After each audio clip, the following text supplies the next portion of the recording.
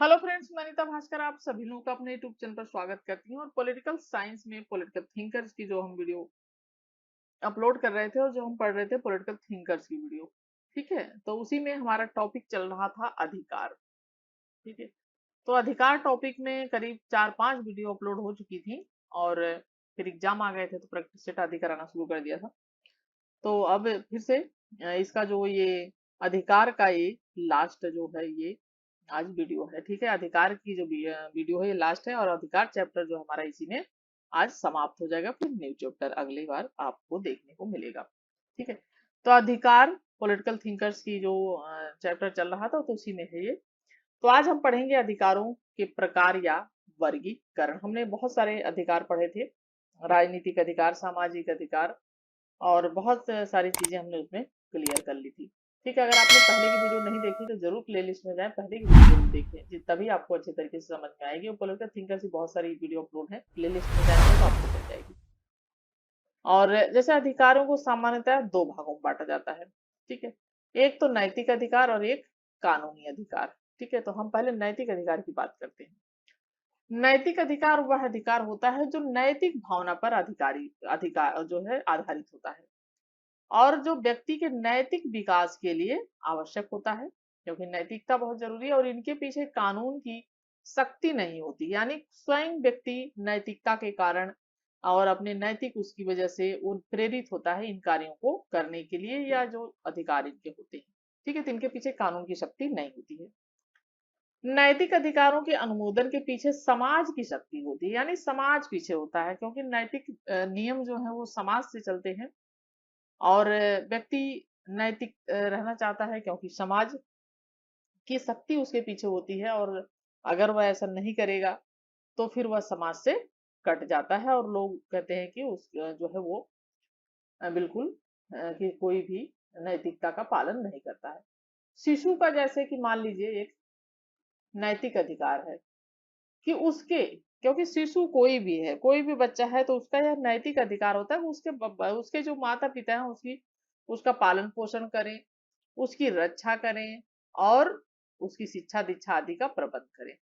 लेकिन ये अगर ये ऐसा ये नहीं करते हैं, ठीक है, अगर ये ऐसा नहीं करते हैं तो वह व्यक्ति न्यायालय में नहीं जा सकता, ले उसे बाध्य भी नहीं किया जा सकता।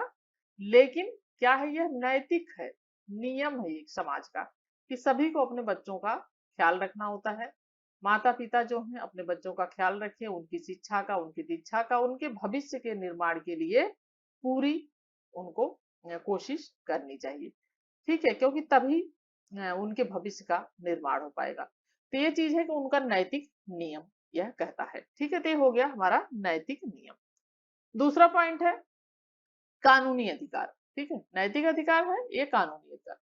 कानूनी जो अधिकार है वह अधिकार होता है जो व्यक्ति को राज्य द्वारा दिया जाता है, कानून द्वारा कानून बनाया जाता है जिन कार्यों को करने के लिए या जिन कार्यों को हम नहीं कर सकते, जिस पर हमें रोक, तथा कानून के द्वारा ही वो सुरक्षित होते हैं, ठीक है। इसका अगर उल्लंघन किया गया तो राज्य द्वारा उसे दंडित किया जा सकता है, ठीक है। दंडित किया जा सकता है, क्या दंडित किया जाता है अगर उसका उल्लंघन किया कानूनी अधिकारों का जो हमें राज्य ने दिए हैं। लिकाउ कहते हैं कि कानूनी अधिकार राज्य की सर्वोच्च सत्ता द्वारा स्वीकृत होती है और वे सुविधाएं होती हैं जिनका उपयोग एक नागरिक दूसरे नागरिकों के ऊपर करता है। तो लिकोक के अनुसार जो कानूनी अधिकार होता है राज्य की सर्वोच्च सत्ता द्वारा स्वीकृत एवं रक्षित सुविधाएं होती है जिनका उपयोग एक नागरिक दूसरे नागरिकों के ऊपर करता है, ये कहते हैं लिकोक। कानूनी अधिकारों को दो भागों में बांटा जा सकता है, राजनीतिक अधिकार और नागरिक अधिकार, ठीक है, यानी सामाजिक अधिकार। राजनीतिक अधिकार क्या होते हैं? राजनीतिक अधिकार वो होते हैं, उन अधिकारों को राजनीतिक अधिकार कहा जाता है जिनके द्वारा जनता को, ठीक है, लोगों को, जनता को शासन कार्यों में भाग लेने का क्या होता अवसर प्रदान किया जाता है, ये होते हैं राजनीतिक अधिकार, ठीक है। जनता को, जो जनता होती है उनको शासन कार्यों में भाग लेने का अधिकार प्राप्त होता है और यह अधिकार राज्य द्वारा केवल नागरिकों को दिए जाते हैं, विदेशियों को नहीं दिए जाते, ये ध्यान रखना है, ठीक है। बहुत से अधिकार हैं जो विदेशियों को नहीं दिए जाते हैं, सिर्फ अपने देश के नागरिकों को दिए जाते हैं। तो लोकतंत्र की स्थापना तथा सफल संचालन के जो कि अत्यधिक आवश्यक है राजनीतिक अधिकार। ठीक है, ये होते हैं राजनीतिक अधिकार।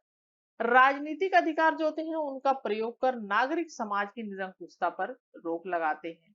राजनीतिक जो अधिकार होते हैं वो कौन कौन से होते हैं, जैसे वोट देने का अधिकार है, राजनीतिक अधिकार है, निर्वाचित होने का अधिकार है, सरकारी पद प्राप्त करने का अधिकार है, आलोचना करने का भी अधिकार है शासन के कार्यों का, या किसी कोई अपने पद पर रहते हुए अगर अपने सही से कार्य नहीं कर रहा है, अपनी शिकायतों की ओर सरकार का ध्यान आकृष्ट करने का भी अधिकार है। ये सारे क्या होते हैं, ये राजनीतिक अधिकार होते हैं जो कि नागरिक जो समाज होता है उसकी निरंकुशता पर ये क्या करते हैं, प्रतिबंध या रोक लगाते हैं।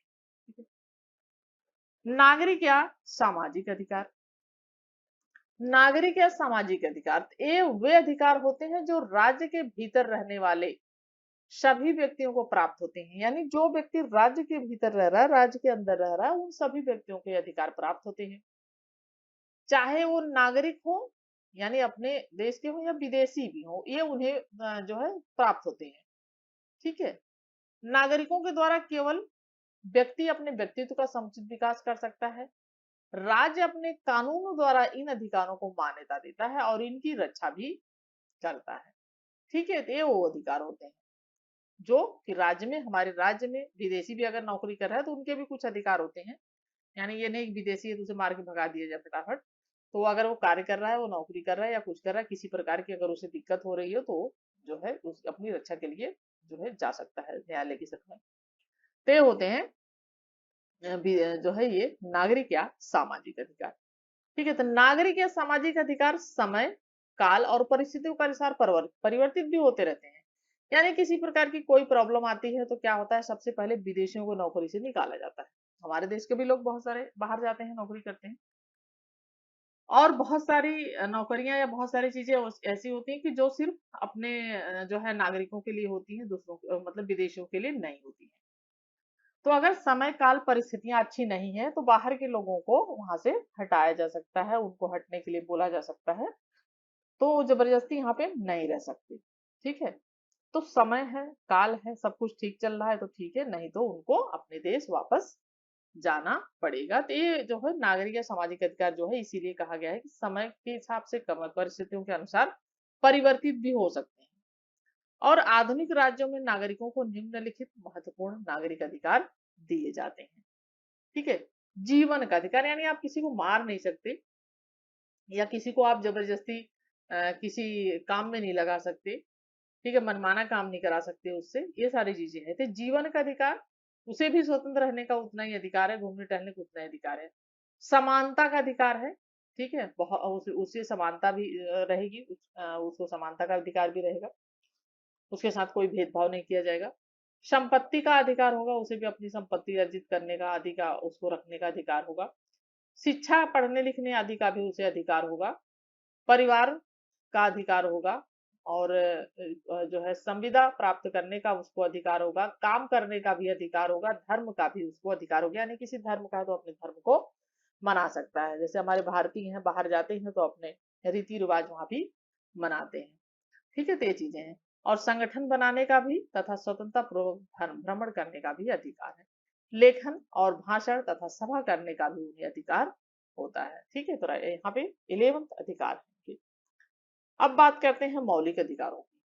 मौलिक अधिकार, ह्यूमन राइट्स जो हमारे, ठीक है, तो मौलिक अधिकार नागरिक तथा राजनीतिक अधिकारों के अतिरिक्त, ठीक है, व्यक्ति को कुछ मौलिक अधिकार भी दिए गए हैं। जैसे हमारे संविधान में 6 अधिकार हमें मिले हैं। यह मौलिक इस अर्थ में होते हैं कि वह व्यक्ति के व्यक्तित्व के विकास के लिए अत्यंत आवश्यक है, बहुत महत्वपूर्ण है ये। यह नागरिक तथा राजनीतिक अधिकारों से अधिक श्रेष्ठ होते हैं। जो राजनीतिक अधिकार होते हैं, वोट देने का अधिकार आदि, और जो ये सामाजिक अधिकार होते हैं, ये उन नागरिक अधिकार और राजनीतिक अधिकारों से श्रेष्ठ होते हैं मौलिक अधिकार। और इसका जो उल्लेख होता है वो कहाँ होता है, वो संविधान में होता है।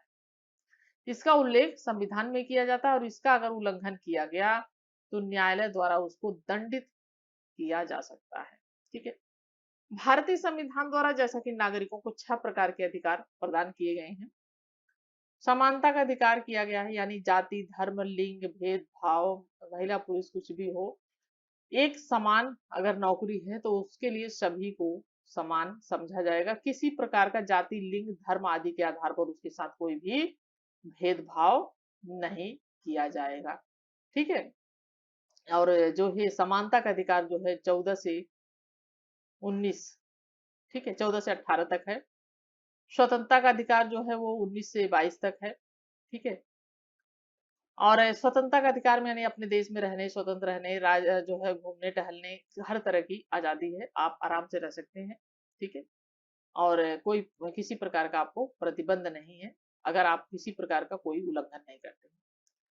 ठीक है। स्वतंत्रता का मतलब ये भी नहीं कि सब कुछ अपनी मनमर्जी से करेंगे या किसी दूसरे को उसको कोई पीड़ा नहीं होनी चाहिए, कोई परेशानी नहीं होनी चाहिए, तो यह स्वतंत्रता का अधिकार।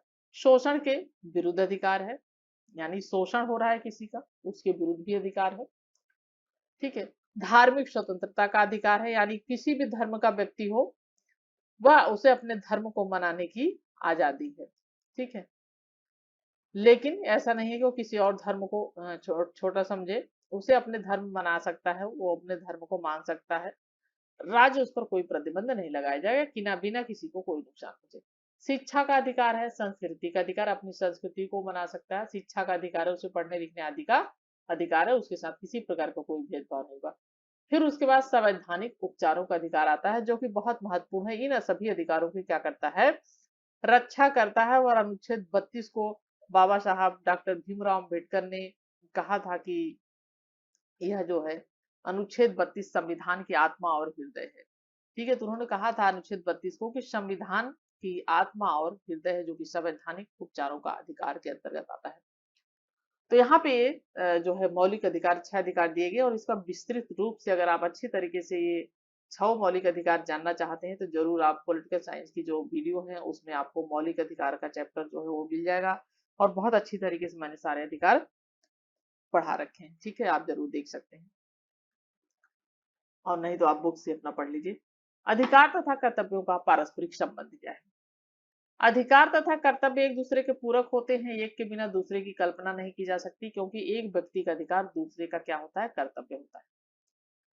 वाइल्ड के शब्दों में अधिकारों का महत्व केवल कर्तव्यों के संसार में है, यानी अधिकार तभी हैं जब कर्तव्य भी हो, एक दूसरे के क्या है, ये सहायक है, पूरक है।